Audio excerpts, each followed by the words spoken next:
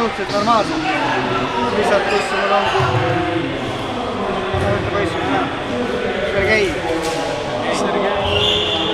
Oli kuskil. Oli jah? Just oli. Üks mees läheb vaatama.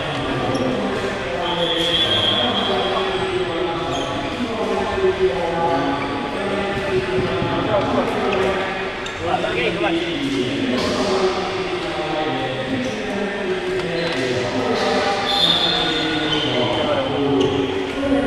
Ta läks sinna vaatama.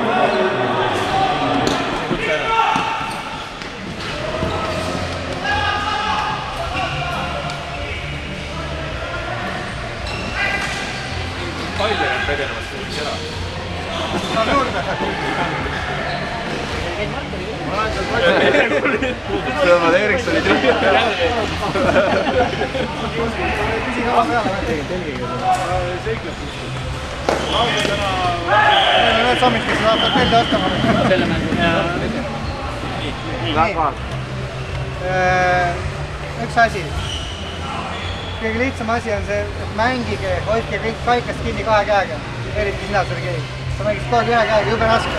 See, mida me esimene trenn kohe teile ütlesin, mida tegite eriti. 2 käega kaikast kinni. Ja pall ei ole nagu kuum kartul, et sellest peab kohe lahti saama. Aga samas ei tohi üle hoida, et kui on sööduvõimalus, siis sööd oma mängile. Et söötu saada tahab, peab alati söödule 2 sammu vastu tegema, et see kindlalt endale kätte saada. Äkki need lihtsad asjad meelde. Alustame samamoodi. Ei lähe väga üles 2-1-2, igaühel on see oma ala, mida ta katab, et see oli nii, kui me trennis tegime. Ja siit tuleb mängija palliga, ärge taganege siia. Kui ta juba siia jõuab, siis siit ta võib visata, siit ta viskama ei hakka. Võtta ta vastu selle koha peal, siis ta peab siit tegema mingi söödu otsuse. Kui siin on mängija, sööd tuleb siia, siis kaitsemängija tuleb siit vastu. Ennetage seda, et kui sa näed, et see sööd tuleb, mine kohe vastu. Ära jää ootama. Teine kaitse väravalle, keskmängija natuke allapoole, see mängija allapoole ja see tuleb ka siit juurde. Ärge jääge ootama seda, et sa saab palju omaks võtta ja keerata endale juba olla otsi. Kohe küll küll. Nüüd vahetused. See, mis Leo ütles mulle, et vaatad, vahetusala. Jälgige seda, et see on umbes selline ala, et ei hüppa kuskilt siit üle, vaid tulete ikka alast ära. Ja kui meie käes on pall ja me vahetame, siis enne kui sa vahetusse tuled, ära jäta seda palli üksinda väljaku peale. Vaid lükka oma mängijale siia teisele poole, ütleme, kui sa oled palliga siin värava taga, mängija tuleb vahetusest peale, jookse siia, sööda talle siia ja mine ise vahetusse. Aga minna uuesti värava taga võistlust üles juba.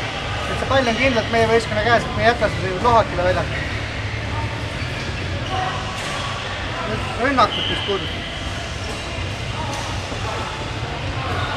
Kui selle ala sees saate palli, siis kui siin vastaseid on, ütleme, paar tükki on siin ees ja sama mängija kuskil siin ja saad siin palliga, siis viska siia värava peale ja see teine mängija läheb seda palli võtta sinna ja minge jõuliselt ja julgelt, siis tuleb väravaid. Kui te jääte siin nurkadesse seisma ja viskate kaugelt, kui väravast näeb, siis ta püüab nüüd palli kinni ja midagi ohtlikku ei ole. Samamoodi seda söödul siia kuskil nurka, ei ole ka mõtet. Proovigi sinna värava peale või siis see saab palli liiga kohe siia värava ette, et saad sinna sööta. Tõstsi kas või väikesed, tõstsi sinna värava ette ja sealt saab uuesti lüüa. Üks lihtsalt asjad, kas väravaid saada. Pluss see, et kui sa siin väravais oled, siis sa segad ka väravaid, et sa pead palju ise sisse minna, eks ole. Aga see üks läks juba, eks ole. Läheb veel. Okei, rohkem ei olegi midagi. Korralikult alustame, ärge rabistage. Esimene mäng oli puhtalt selle nahka läks, et esimene pooleks natuke rabistamine. Veel see, et Soome väravaid lükkavad ründajaid. See sama. Ära ole lihtsalt, lükka ära, segani. Tihti peale on see, et tuled kõik raamatud verd, sa vaatad ikka selja taha. See asi, kõige tähtsam on see, et ära annagi sama seda palli ära, et umbes viskad minema seda palli. Aga jälle hakkame võitlema, sellepärast et see endal saab.